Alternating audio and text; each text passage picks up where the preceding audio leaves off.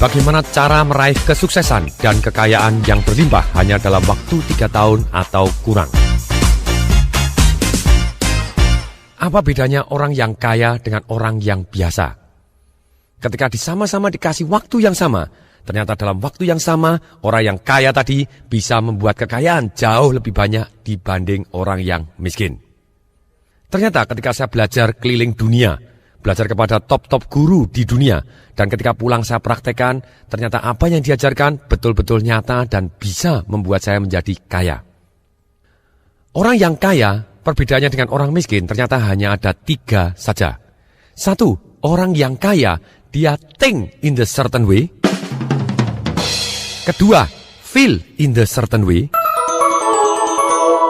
Yang ketiga, act in the certain way. Maksudnya apa? Jadi ternyata manusia yang kaya tadi, yang tadinya sama-sama miskin tapi akhirnya dalam waktu 3 tahun bisa jauh lebih kaya dibanding yang miskin, ternyata dia berpikir dengan cara tertentu, merasakan dengan cara tertentu, dan bertindak dengan cara yang tertentu. Mari kita bahas satu persatu. Mereka berpikir dengan cara tertentu. Orang-orang yang kaya, mereka berpikir, maksud saya di sini kaya dengan cara yang halal, kaya yang masuk surga, bukan kaya dengan cara menipu atau merampok. Nah, kaya ternyata dengan cara yang halal, mereka adalah 1, mereka berpikir dengan cara yaitu membuat nilai tambah. Orang yang kaya selalu memilih dan melakukan tindakan-tindakan yang menghasilkan nilai tambah untuk orang lain. Cara berpikirnya seperti itu. Nah, salah satu contoh, zaman dulu Nabi Abraham atau Nabi Ibrahim, ketika dia diminta untuk mengorbankan salah satu anaknya, dan ternyata dia rela, dan kemudian oleh Tuhan diganti oleh domba. Sejak saat itu diberikanlah sabda bahwa engkau mulai hari ini karena engkau percaya terhadap aku dan percaya sepenuh hati, maka mulai hari ini kau dan anak cucumu akan hidup berkelimpah. Baik agama Islam ataupun agama Kristen ada kata-kata yang seperti itu. Sejak saat itu Nabi Abraham, apa yang dilakukan Nabi Abraham atau Nabi Ibrahim ini? Dia mulai beli tanah dan kemudian dia membuat nilai tambah. Dari tanah yang tidak ada nilainya, dia tanamin gandum. Gandum 1 jadi ribuan. Dia punya domba 2 jadi ratusan. Dia membuat from nothing be something karena dia menciptakan nilai tambah. Jadi orang yang kaya selalu fokus, saya harus membuat nilai tambah apa untuk orang lain dan untuk dunia dan untuk bangsa dan negara ini. Dan kemudian orang kaya dengan cara yang baik, mereka berpikir selalu always win-win. Tidak boleh satu yang namanya win-lose. Kalau win-lose, kerjanya akan hanya sebentar, kerjasamanya akan sebentar, bisnisnya hanya berlangsung sebentar. Kemudian, orang yang sukses tadi, mereka berpikir dengan cara bagaimana? Orang yang sukses dan kaya tadi, mereka ternyata mempunyai goal yang spesifik. Maksudnya apa goal yang spesifik? Pernah nggak kita ngalami pada waktu kita menentukan goal, besok saya mau bangun jam 5 pagi. Ternyata besok tanpa melihat alarm, tanpa mendengarkan alarm, tanpa melihat jam, ternyata kita bisa bangun tepat jam 5 pagi. Kenapa? Karena goal kita spesifik, bawah sadar kita mau mengerjakannya dan kita bangun jam 5 pagi. Misalnya kita memberikan goal yang tidak spesifik, coba silakan dites, besok saya mau bangun sepagi mungkin. Apa yang jadi? Ada 2 alternatif. 1, otak mengabaikan karena perintahnya tidak jelas. Otak berpikir begini, jam 10 pagi, jam 9 pagi, ini yang ngasih perintah goblok ini. Akibatnya apa yang terjadi? Bangun jam 8 pagi dan akhirnya malah kesiangan. Alternatif pertama. Alternatif yang kedua apa yang jadi? Kalau goalnya tidak spesifik. Yang terjadi adalah pada waktu kita jam 1 pagi kita malah bangun, jam 1 lebih 5 menit bangun, jam 1 lebih 20 bangun, malah tidak bisa tidur. Jadi kembali lagi, goalnya harus benar-benar spesifik. Orang-orang kaya tahu, oke, saya tanggal sekian pada waktu ini saya akan menjadi seperti ini. Seperti Jim Carrey, kemana-mana dia mengantongin sebuah cek. Kalau Anda belum pernah mendengar Jim Carrey adalah bintang film lucu sekali, Ace Ventura, dan kemudian Ace Ventura 2, dan banyak sekali, The Mask, film-filmnya dia, yang film yang lucu-lucu. Dan ternyata pada waktu itu dia membuat satu cek sendiri, dia tulis sendiri, dia punya goal spesifik pada waktu tahun sekian, pada bulan sekian, saya harus mempunyai income 20 juta. Ternyata tepat pada waktu bulan tersebut, Jim Carrey bisa mendapatkan bayaran 20 juta US, yaitu pada waktu dia main film The Mask. Ini yang terjadi, banyak keajaiban ketika menentukan goal yang sangat spesifik. Kemudian berikutnya, selain goalnya spesifik, kita juga harus dalam kata-kata yang positif. Goal tidak boleh dalam kata yang negatif, tapi harus dalam kata-kata yang positif. Contohnya begini, ternyata otak bawah sadar kita, kalau otak sadar kita mengenal kata tidak, kata negatif dia kenal. Tapi bawah sadar kita yang merupakan raksasa dalam hidup kita, karena perannya antara 55% sampai 88% sendiri, sedangkan otak sadar itu adalah 12% sampai 45%. Nah ternyata apa yang terjadi? Kalau kita memberikan goal yang negatif, otak kita tidak mengenal. Saya kasih contoh, mari kita tes. Semua tes, tolong coba, semua pendengar, tolong tutup mata, semua tutup mata. Praktek adalah guru yang terbaik, tolong tutup mata. Semua yang mendengar, Anda tidak boleh membayangkan. Dilarang total membayangkan, jangan sekali-kali membayangkan. Semua betul-betul tidak dikenankan, tidak diizinkan, tidak boleh membayangkan seekor gajah.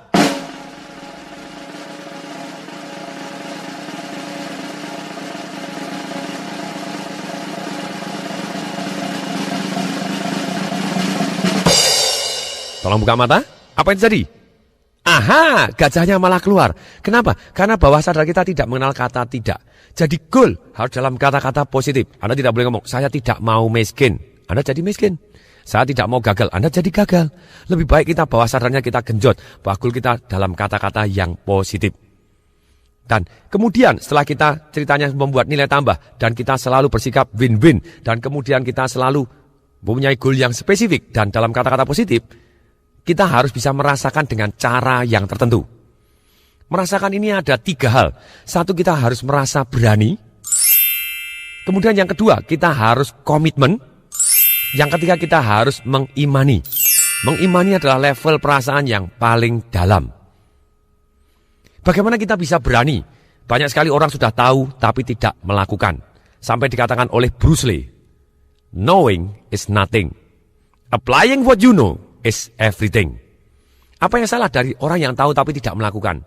Karena mereka tidak punya alasan yang sangat kuat atau mereka tidak tahu caranya merubah dari rasa takut menjadi berani.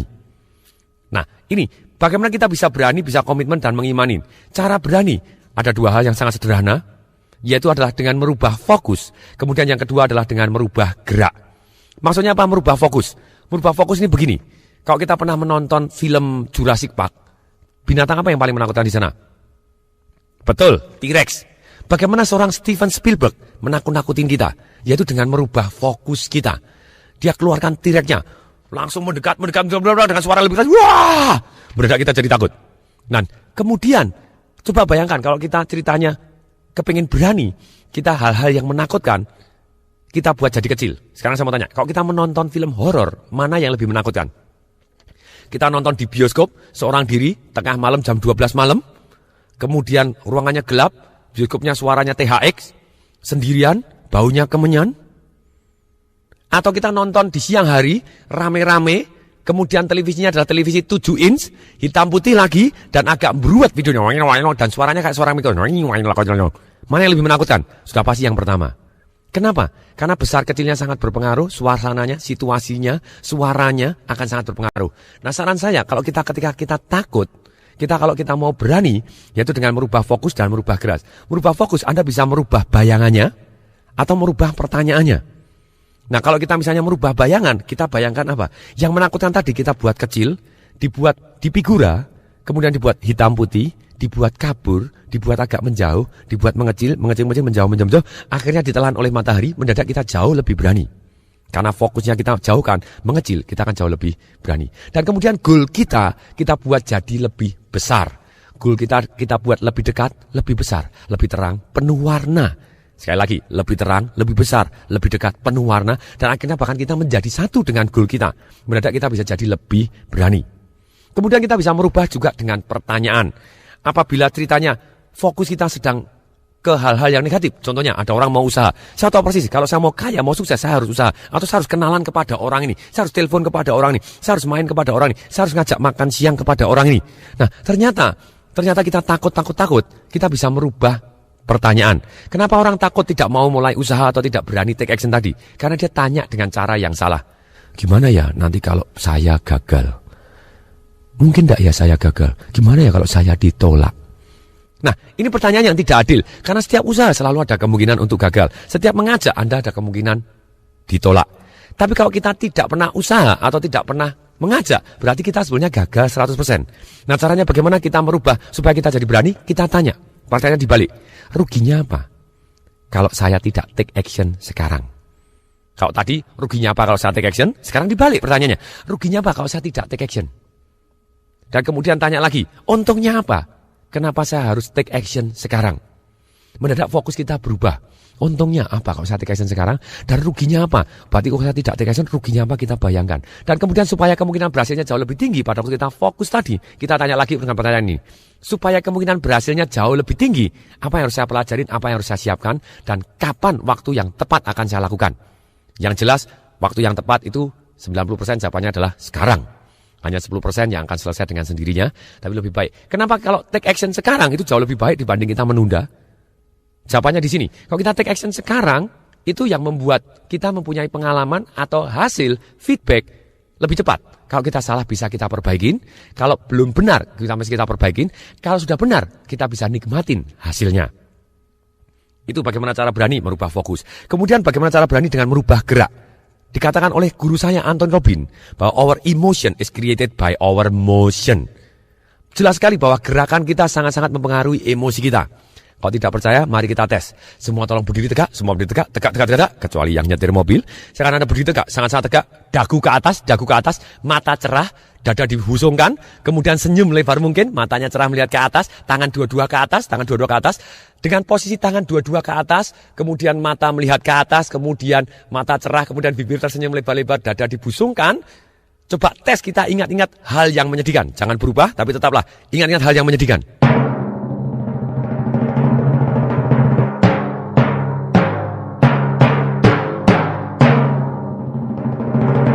Bisa? Susah setengah mati. Nah ini, jadi karena gerakan kita akan sangat-sangat mempengaruhi emosi kita. Kalau kita ceritanya takut, sudah pasti gerakan kita apa yang terjadi? Dagu kita ke bawah, mata kita ke bawah, bahunya nutup, napasnya pendek-pendek atau bahkan lupa bernapas. Nah kalau kita kepengen berani, saran saya, Anda lunjak-lunjak terlebih dahulu, guncang bumi istilah saya, Anda lunjak-lunjak, go, kemudian busungkan dada, kepala cerah, agak tengadah, bibir senyum, tarik napas panjang-panjang, dan hembusan yes, hembusan yes. Ketika Anda guncang bumi 150 kali, berapa? 150 kali, dijamin setiap gerakan ini akan ada reaksi kimianya di dalam diri kita. Dan reaksi kimia ini membuat badan kita jadi hangat, jadi lebih percaya diri, dan kita jadi berani. Nah kombinasinya bagaimana? Kalau Anda lagi takut, Anda bisa merusak pola takut Anda dengan merusak gerakan. Anda masukkan tangan Anda, telunjuk Anda gitu ya. Anda putar-putar dulu telunjuknya, weng, putar-putar, kemudian telunjuknya kanan ini masukkan ke hidung kanan, tarik ke atas, katakan takut nih. Mendadak otak kita rusak polanya, mendadak kita jadi ketawa. Kemudian Anda guncang bumi, go. Entah 10 kali, entah 50 kali, atau 150 kali kalau Anda lagi takut sekali gitu ya. Dan kemudian Anda tarik nafas, yes, Anda tepuk dada dan genggam. Yes, tepuk dada dan genggam. Dan Anda bayangkan ketika kita waktu dulu ataupun masa depan atau yang sudah berlalu, silahkan, yang sangat percaya diri, sangat full percaya diri. Entah waktu kita wisuda, entah waktu kita ngelamar diterima, atau waktu pekerjaan diterima, waktu gajian pertama, atau waktu mendengarkan pujian dari orang-orang yang kita hormatin. Apapun yang membuat kita percaya diri, kita buat bayangannya lebih besar, lebih dekat, lebih terang. Jadi satu dengan diri kita, mendadak kita go, kita langsung berani. Kemudian berikutnya, setelah kita berani, ternyata berani tidak cukup. Banyak sekali orang berani, tapi hanya sekedar sebentar saja, atau istilah saya hangat-hangat tai ayam. Bapak Ibu tahu bahasa Inggrisnya hangat-hangat tai ayam? Hot chicken shit. Nah kemudian level kedua dalam feel itu adalah komitmen. Maksudnya apa komitmen? Komitmen itu adalah suka duka dijalanin. Kenapa orang level komitmen itu lebih tinggi daripada berani? Berani biasanya, oh ya saya kalau enak aja mungkin dijalanin. Tapi begitu mulai tidak nikmat, dia tidak mau menjalanin. Orang yang komitmen, dia suka duka dijalanin. Bagaimana kita bisa komitmen? Kalau kita tahu bahwa itu harus, kemudian kita lakukan, dan kita terus dan kita lakukan, baik suka maupun duka kita lakukan sampai membawa hasil. Caranya bagaimana?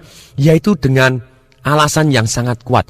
Orang yang punya komitmen yang sangat kuat biasanya punya alasan yang sangat kuat. Alasan datangnya dari mana? Alasan datangnya adalah dari nikmat dan sengsara. Nah, kalau kita tahu persis nikmatnya, kita bisa membayangkan dan kita bisa menulis kenikmatannya. Apa yang terjadi kalau kita bisa mencapai impian kita? Apa yang terjadi kalau kita take action menuju ke arah impian kita tadi? Apa yang terjadi kalau kita sesuai dengan rencana kita terus maju terus mencapai ke impian kita dengan penuh persisten, suka duka dijalanin? Mana nikmatnya seperti apa? Dan take action ini nikmatnya apa? Kita akan lebih termotivasi. Tapi manusia, otak manusia 20% mencari kenikmatan, 80% menghindari kesengsaraan. Untuk itu, kesengsaraan adalah salah satu sumber motivasi yang sangat-sangat kuat. Kalau kita tidak mempunyai pengalaman yang menyengsarakan, kalau kita bisa membayangkan kesengsaraan yang hanya membayangkan aja, sampai kita bisa mendengarkan, bisa merasakan, gunakan panca indera, penderitaan yang begitu emosional dan detail. Kalau kita tidak take action menuju ke arah impian kita, atau kalau kita tidak mencapai apa yang kita impikan tadi, sengsaranya begitu sengsara sekali, otak kita akan bergerak, langsung cari yang kita mau. Dan kemudian kita akan take action. Dan kita akan punya komitmen. Kemudian level berikutnya, feel yang berikutnya, atau merasakan yang berikutnya adalah imanin. Kalau kita bisa membayangkan itu sudah, dan kita bisa doa dengan penuh syukur. Terima kasih Tuhan, bahwa apa yang kita inginkan tadi kita bayangkan dengan detail, kita rasakan, kita dengarkan bahwa sudah. Iman itu adalah kita tidak melihat tapi kita percaya, itu kita iman. Dan kalau semua agama mengajarkan satu yang namanya iman. Kalau kita doa dan bersyukur apa yang kita bayangkan sudah. Apa yang jadi kita merasa feeling so good, feeling relaxed, dan feeling so guided. Kita merasa nikmat, kita merasa dibimbing, dan merasa sangat-sangat diberkatin. Feeling so blessed. Nah, pada waktu kalau kita punya iman, kita percaya terhadap Tuhan yang kita inginkan tadi, Tuhan yang Maha Kuasa, Tuhan kita masing-masing.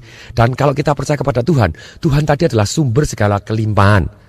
Nah, kalau kita dekat dengan sumber segala kelimpahan tadi, nah sudah pasti kita akan juga kelimpahan. Itu level terakhir yang namanya imanin, level terakhir dari bagaimana kita merasakan, how to feel. Kemudian, yang ketiga adalah act in the certain way, atau bertindak dengan cara tertentu. Orang-orang yang kaya, orang-orang yang sukses, dia tindakannya apa? Satu, dia menulis goalnya. Ternyata menurut survei di Yale University di tahun 1954, ternyata ada dari semua lulusannya hanya ada 3% yang menulis goalnya. Setelah lulus akan punya apa? Akan menjadi apa? Akan pergi kemana? Akan melakukan apa? Berteman dengan siapa? Dan kemudian 97% tidak mempunyai goal yang tertulis. Penelitian dilanjutkan lagi sampai 20 tahun kemudian, yaitu di tahun 1974. Ternyata 97% orang yang tidak menulis goalnya di jumlah total kekayaannya dibandingkan dengan 3%. Orang yang menulis goalnya di total kekayaannya, yang 3% total kekayaannya jauh lebih besar dibanding 97% yang tidak menulis goalnya di total semua. Mulai hari ini kita harus menulis goal kita. Tulis dengan spesifik. Sebutkan, saya, nama saya ini, gitu ya. Dengan ini, kasih emosi, dengan senang hati, dengan gembira. Sudah, bagian dari iman, mencapai ini. Apapun yang Anda inginkan, mempunyai mobil ini, punya rumah ini, punya income seperti ini. Tulis seperti itu, sudah. Dan kemudian pada tanggal sekian. Jadi unsurnya 3, sekali lagi saya ulangi gitu ya. Harus spesifik, goalnya positif, dan kita menulis tadi goalnya. Jadi kita tulis namanya, sebut, saya, dengan ini nama saya ini. Dengan gembira, kasih emosinya, dengan senang hati, sudah mencapai ini pada tanggal sekian. Dan kemudian goal ini Anda baca terus, hasilnya akan luar biasa. Kemudian tindakan apa yang akan membuat Anda perbedaan dengan orang lain? Tulis alasan, sekarang lebih baik kita praktek. Selesai mendengarkan CD ini, tulis alasan. Ini sangat penting dalam proses bagaimana kita bisa menjadi sukses luar biasa. Kita harus menulis alasan, karena otak kita hanya cari nikmat, menghindari sengsara. Jadi pada waktu kita menulis, kita sudah ada goalnya, ada tindakan yang luar biasa, sudah menjadi dari impian menjadi kenyataan. Kita sudah mulai tulis, kemudian juga tulis alasan. Tulis 30 alasan. Apa ruginya, apa sengsaranya, apabila kita tidak bisa mencapai atau tidak take action mengarah ke arah cita-cita kita. Alasan ini harus cari yang emosional dan detail, yang kesengsaraannya atau kerugiannya tidak tertahankan dan impactnya sangat terasa dan sangat-sangat menyakitkan. Kemudian setelah itu tulis juga 30 alasan, untungnya apa, nikmatnya apa. Bila kita mencapai atau kita bila take action menuju ke arah impian kita, cari yang emosional dan buat detail, yang nikmatnya sangat-sangat nikmat, sangat dahsyat nikmatnya, tidak tertahankan, dan betul-betul segera kita bisa bayangkan dan kita bisa rasakan. Dengan demikian ketika kita tulis alasan-alasan ini, otak kita hanya bekerja menuju goal yang kita punya alasan kenapa kita harus mencapai goalnya tadi. Jadi kalau kita kepingin kaya itu apa? Uangnya berapa? Dan kalau hanya uang, otak kita tidak mengenal, karena uang itu hanya ide atau konsep saja, atau istilahnya abstrak. Uang untuk apa? Kalau kita tidak tahu uang untuk apa, kita tidak punya alasan untuk mempunyai uang banyak, kita susah sekali mendapatkan uang yang banyak. Untuk itu, kita harus tulis alasan, kalau uang saya banyak, saya bisa begini, uang saya bisa begini, saya bisa beli ini, saya bisa melakukan ini, saya bisa sosial, saya bisa bangun panti asuhan, saya bisa menyumbang gereja, saya bisa menyumbang masjid, saya bisa menyumbang apapun, panti apa, segala pun, panti jompo, silahkan. Kemudian, langkah ketiga, tindakan kita, yaitu kita harus mencari orang yang sudah berhasil di bidang yang kita inginkan.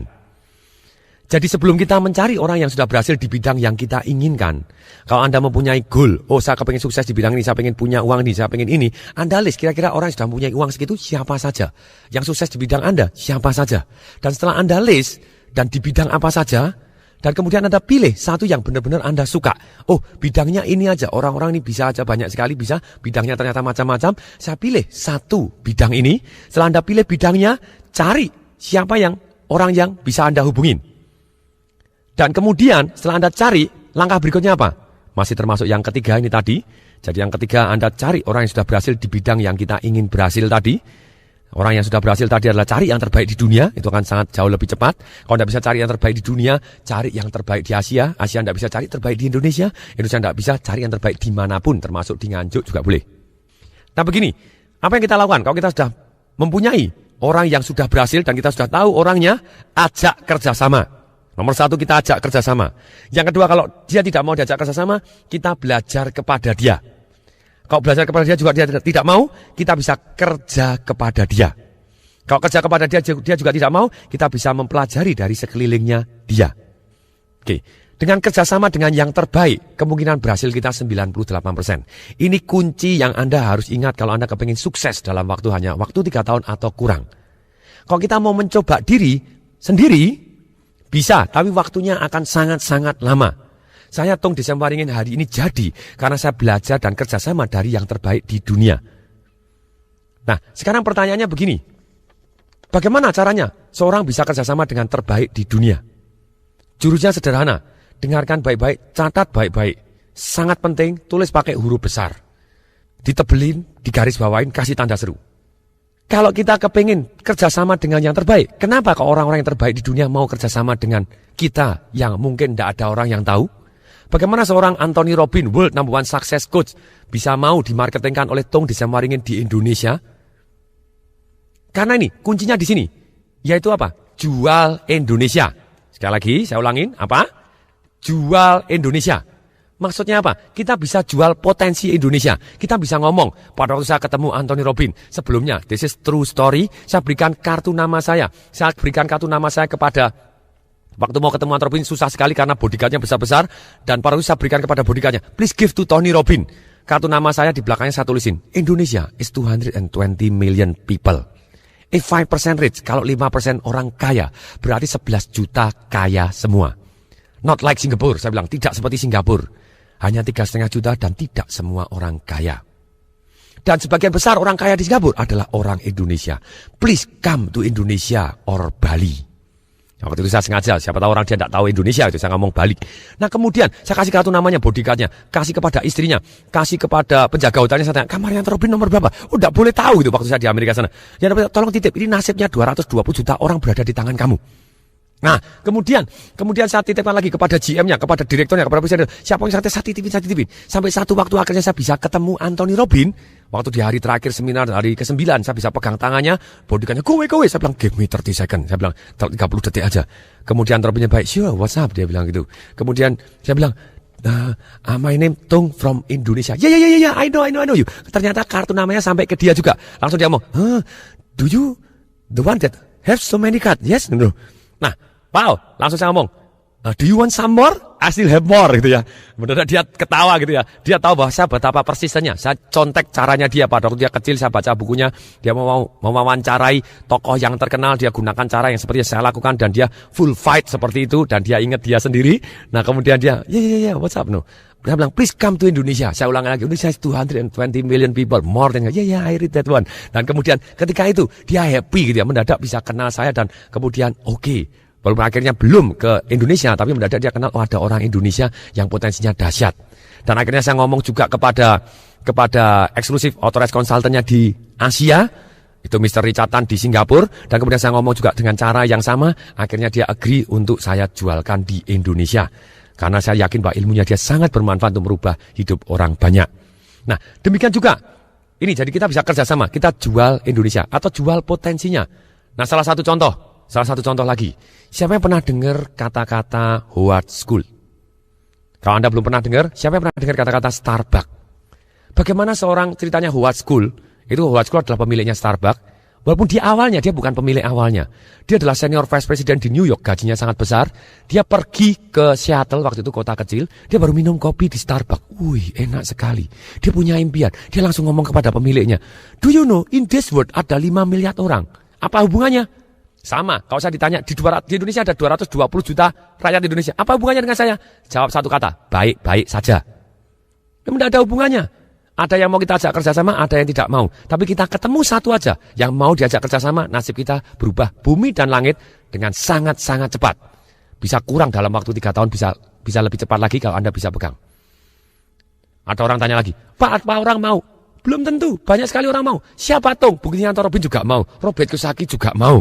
Nah, kemudian dalam hal ini ketika kita mengajukan bahwa kita jual Indonesia, kemungkinan berhasil kita juga jauh lebih besar ketika kita kerjasama dengan yang terbaik.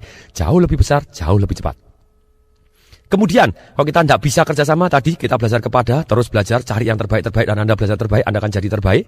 Ketika ada majalah memilih saya, Tung Desemaringin, sebagai pelatih sukses nomor 1 di Indonesia, saya tidak heran karena apa? Karena saya sudah belajar nomor 1 terbaik di dunia. Bahkan majalah SWA milih saya sebagai the most powerful people and idea in business 2005.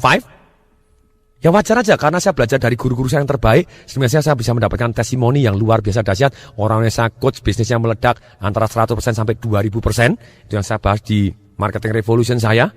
Nah sama, kenapa? Karena saya sudah belajar dari yang terbaik. Dalam hidup ini, kita 80% waktu kita harus belajar dari yang terbaik. 20% silakan Anda belajar kepada siapapun. Kemudian kalau kita terpaksa, kita bisa kerja kepada orang tersebut. Sekali lagi, jangan kerja cari gaji. Jangan kerja cari uang. Gaji itu nomor 3, uang dan nomor 3. Nomor 1 adalah kita harus belajar cari ilmunya.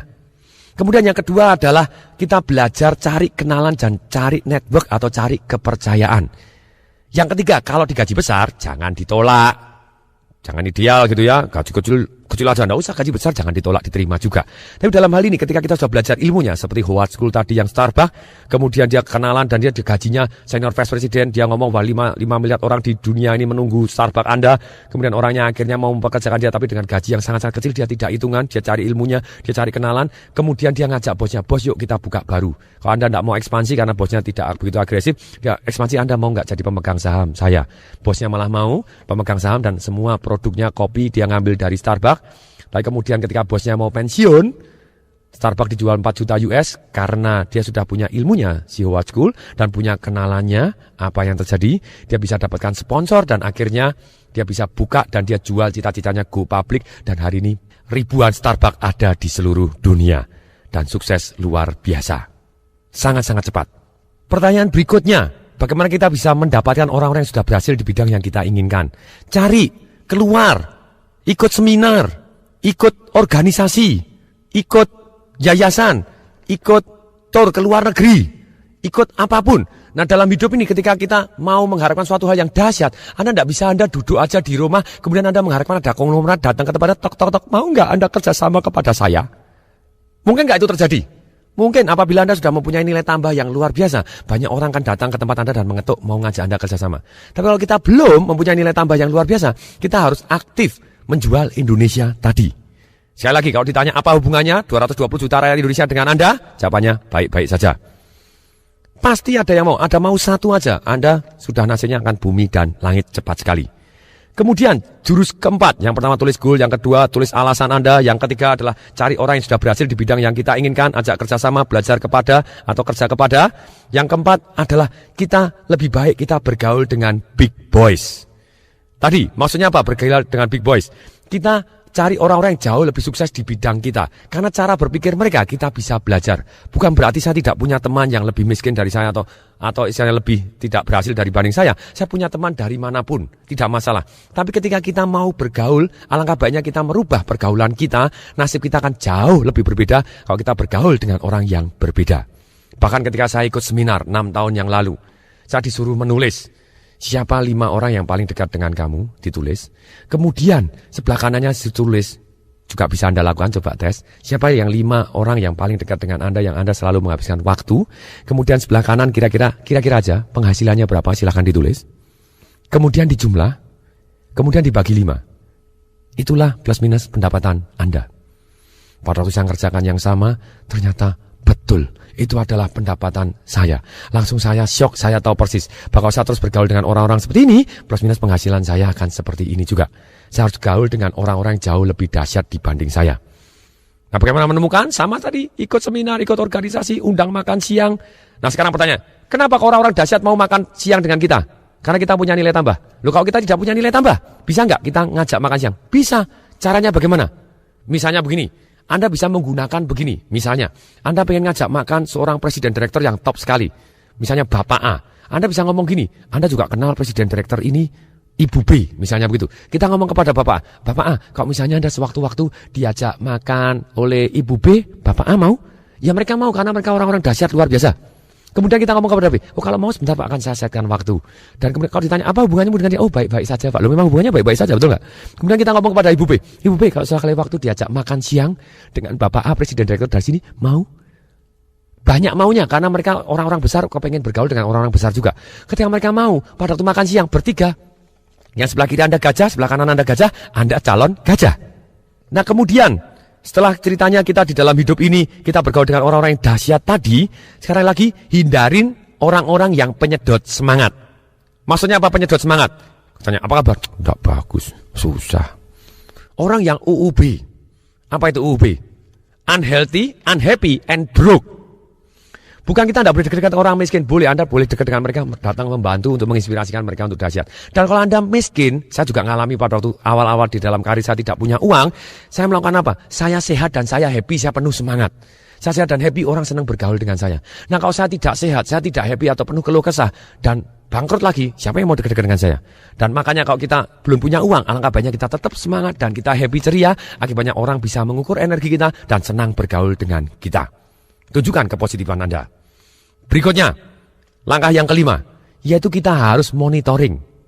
Kebanyakan orang memonitoring goalnya hanya setahun sekali pada waktu tahun baru. Apa yang jadi? 1 tahun berikutnya, waktu sudah berlalu dan belum tercapai, tapi sudah 1 tahun. Alangkah baiknya kita monitoring. Caranya bagaimana? Kita baca goal kita setiap hari. Baca. Saya tulis goal saya pakai papan besar sekali, pada waktu bangun tidur saya baca, tidur saya baca lagi. Dan kemudian, setelah baca goalnya juga imajinasikan. Imajinasikan bahwa Anda sudah dan terima kasih Tuhan sudah. Imajinasikan, bayangkan, rasakan. Lebih besar, lebih terang, lebih dekat. Dan rasakan, dengarkan suara-suara yang ketika Anda sukses luar biasa yang Anda impikan tadi. Dan kemudian Anda monitoring dari tindakan begini, hasil yang diharapkan adalah apa. Nah ternyata hasilnya sudah mengarah ke arah impian kita atau belum. Kalau belum, kita harus rubah. Kalau sudah, nah, kita akan perkuat tindakan yang betul-betul sudah menghasilkan yang kita inginkan. Kemudian, yang keenam, kita harus fleksibel. Maksudnya apa fleksibel? Fleksibel caranya, tapi persisten usahanya. Ketika Anda sudah melakukan monitoring, saya melakukan begini, kalau ternyata belum dapat kenalan orang-orang dahsyat. Saya jalan-jalan begini kok belum ada orang yang hebat mau kerjasama dengan saya. Kita tanya, caranya supaya saya rubah, supaya dia mau, apa yang harus saya perbaiki?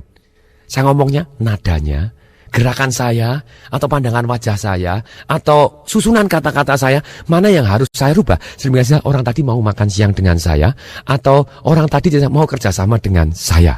Atau cara ngomong saya apa? Silakan, harus dirubah. Fleksibel caranya, tapi persisten terhadap usahanya.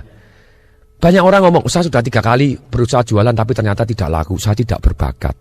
Coba bayangkan, siapa yang pernah jadi anak-anak? Pertanyaan yang goblok, semua orang jadi anak-anak, pernah. Nah kalau anak-anak belajar jalan, kalau dia jatuh, kemudian kita akan ngomong bangun lagi. Jatuh, kita akan ngomong bangun lagi. Kapan kita ngomong berhenti, bangun lagi? Pertanyaan yang sama-sama gobloknya. Yaitu jawabannya apa sih? Ya kalau sudah bisa jalan. Resep ajaib. Persisten juga sama. Ketika kita usaha, kalau kita belum berhasil, kita langsung coba lagi, lakukan lagi. TKS lagi, supaya lebih berhasil bagaimana? Harus melakukan apa lagi? Saya harus belajar kepada siapa dulu? Mendatangkan pertanyaan-pertanyaan ini, supaya yang lebih mudah, siapa yang bisa membantu saya? Nah, kemudian apa yang mau saya korbankan? Apa yang mau saya impikan ini? Kebiasaan apa yang harus saya buang? Mendadak kita jadi lebih semangat karena kita pakai pertanyaan-pertanyaan, kebiasaan apa harus saya punyai? Keterampilan apa harus saya pelajarin? Kemudian Anda jadi jauh lebih semangat, lebih powerful dengan bimbingan-bimbingan pertanyaan yang menuju ke arah yang Anda impikan. Coba bayangkan kalau seorang bayi baru jatuh sekali, jatuh 2 kali, jatuh ketiga kali, terus dia ngomong bayinya, aku enggak bakat jalan kok. Bisa jalan? Susah setengah mati. Demikian juga kita harus persisten di dalam usahanya, fleksibel caranya. Langkah ketujuh adalah kita harus doa dan membayangkan bahwa yang kita impikan sudah terjadi dan kita ucapkan terima kasih. Saya tiap hari doa, terima kasih Tuhan atas kebijaksanaan, kesehatan, kekayaan, keharmonisan, serta keceriaan yang telah Bapa berikan. Dan hamba-Mu ini, saya biasanya menyebut begitu, berjanji akan membuat berlimpah, sedemikian sehingga bisa berarti untuk orang yang banyak. Itu jadi kita doa dan kita terima kasih, kita mendapat feeling good tadi, feeling blessed, bila merasa diberkati, dan feeling guided, kita merasa dibimbing. Kemudian yang saya lakukan, yang selama dalam 3 tahun, bagaimana saya bisa merubah hidup saya dengan bumi dan langit, yaitu saya terus belajar. Jadi langkah ke-8, kembali lagi, saya terus belajar. Walaupun tadi cari orang yang sudah berhasil, kita bisa kerja kepada, belajar kepada. Tapi yang ini sengaja saya buat ke-8, karena banyak orang sudah berhasil, dia tidak mau belajar lagi. Saya punya komitmen bahwa apa yang saya bayarkan untuk leher ke bawah dengan leher ke atas harus lebih besar, harus lebih besar leher ke atas. Maksudnya apa? Kalau saya makan, saya minum, saya beli baju untuk di bawah saya, 1 tahun habis 20 juta, berarti untuk leher ke atas, untuk ikut seminar, untuk apa? Harus lebih besar dari 20 juta. Karena saya tahu, mana yang lebih menghasilkan? Leher ke atas atau leher ke bawah? Lah masih ada yang ngeyel lagi, leher ke bawah Pak, atau lebih ngeyel pinggang ke bawah, saya tidak ikut-ikut. Sudah pasti sebetulnya leher ke atas kita yang akan lebih menghasilkan. Di dalam dunia informasi ini, bahwa kita, pikiran kita lah yang sangat-sangat luar biasa dahsyat, yang mengelola informasi dan bisa membuat jadi uang itu sendiri. Jadi langkah ke-8 kita harus terus belajar. Belajar ini ada 4 macam. 1, kita belajar dari pengalaman kita. Itu yang paling berkesan. Tapi kalau kita ngalami sendiri, seringkali kita benjut dan tidak nikmat. Nah kemudian yang kedua, belajar dari merenung. Ini yang paling bermanfaat. Kalau kita merenung, menyimpulkan proses tanya jawab. Dari begini apa yang harus saya lakukan? Begini supaya lebih baik, apa yang harus saya lakukan? Anda terus tanya, proses berpikir adalah proses tanya jawab terhadap diri sendiri. Anda tanya, supaya lebih sukses, supaya lebih siap, waktunya sekarang, supaya lebih siap, apa yang jadi? Nah kemudian Anda selalu tanya, supaya kemungkinan berhasil lebih tinggi, apa yang harus saya lakukan? Dan kemudian itu kita akan jauh lebih dahsyat kalau kita belajar dengan menyimpulkan dan merenung tadi. Kemudian yang ketiga dan keempat ini adalah kita belajar dari orang lain atau dari orang atau situasi atau alam yang di luar diri kita. Yaitu kita bisa belajar secara langsung. Anda bisa belajar dengan punya mentor, punya pembimbing. Ini adalah cara belajar yang paling cepat.